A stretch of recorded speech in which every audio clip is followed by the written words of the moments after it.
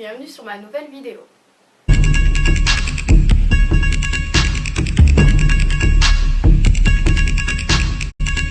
Comme prévu aujourd'hui, ce nouveau tutoriel va nous permettre d'apprendre à coudre un col Claudine. Pour ceux qui ne sauraient pas à quoi ressemble un col Claudine, c'est ceci.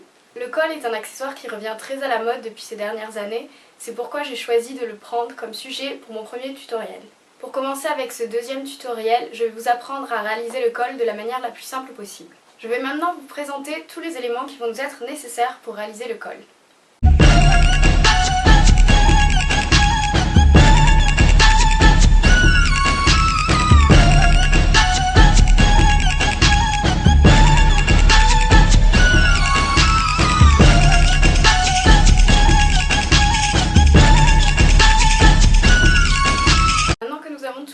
Nécessaires pour le tutoriel, nous allons pouvoir commencer à coudre le col Claudine. Pour pouvoir commencer, il faut d'abord se munir du patron du col.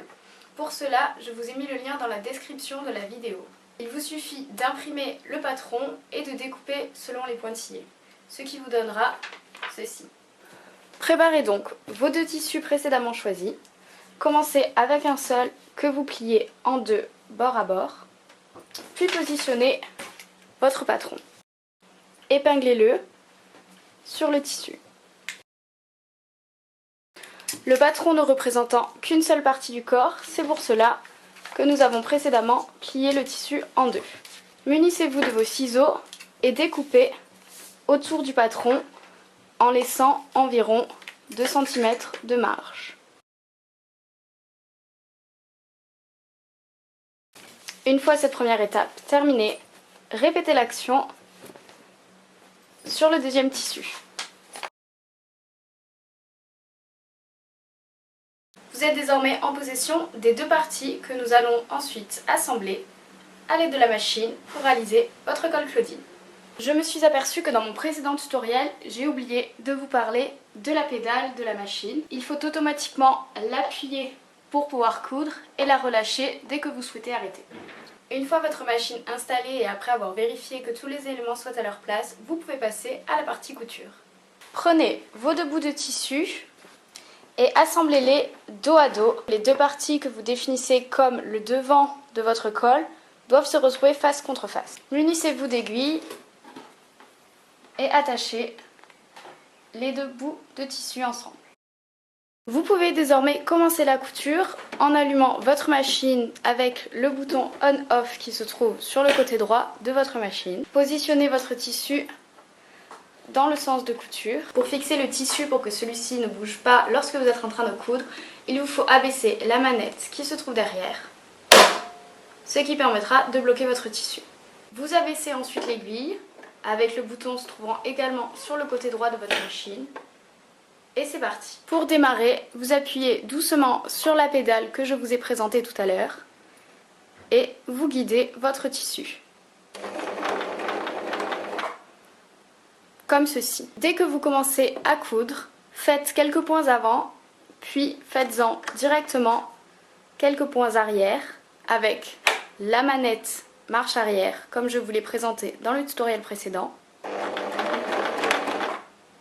Cela permet de bloquer le fil. Vous pouvez désormais continuer à coudre tout en suivant le bord de votre tissu.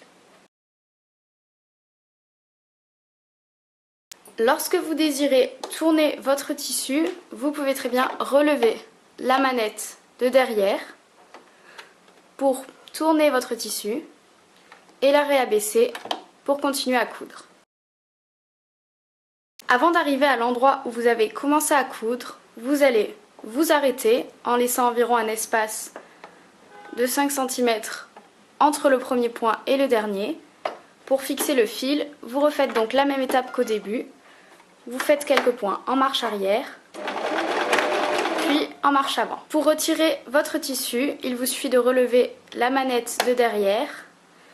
Vous abaissez la manette sur le côté qui dirige l'aiguille et vous la remontez, puis vous attrapez le tissu que vous tirez légèrement.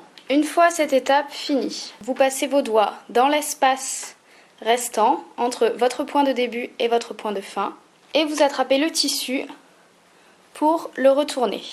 Vous le faites donc passer dans le trou La dernière partie consiste donc, cette fois-ci, à refermer la partie restante. Vous faites en sorte de mettre votre tissu bord contre bord dans la continuité du reste de la couture et vous refermez grâce à la machine.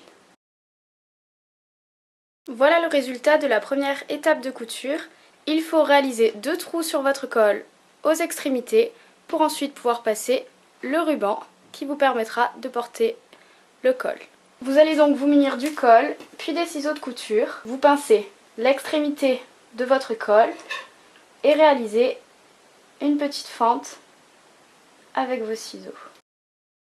Ce qui vous fait un petit trou dans lequel le ruban passera par la suite. Vous refaites la même opération de l'autre côté.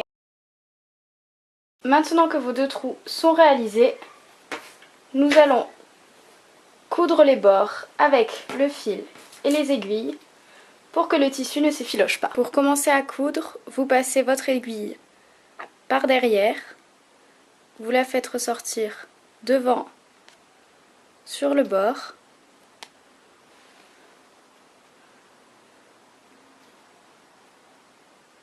Puis, vous la repassez dedans et vous la faites ressortir devant.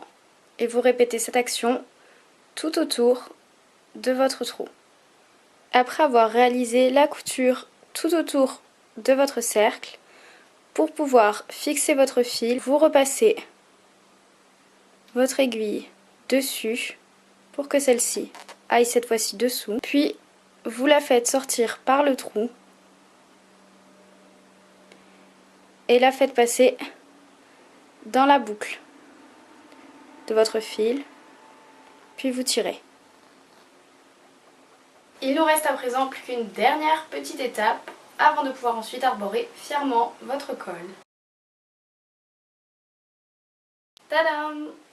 Donc voici le résultat. Comme je vous l'avais dit, c'est très pratique pour habiller une tenue plutôt simple et en plus le col revient à la mode. Si je peux vous donner quelques conseils par rapport à ce tutoriel, c'est surtout de faire attention à la couleur du fil et du ruban que vous choisissez. Faites en sorte que la couleur corresponde à la couleur du tissu que vous avez choisi. Et par rapport au patron, le lien que je vous ai donné, c'est une taille universelle pour faire un col.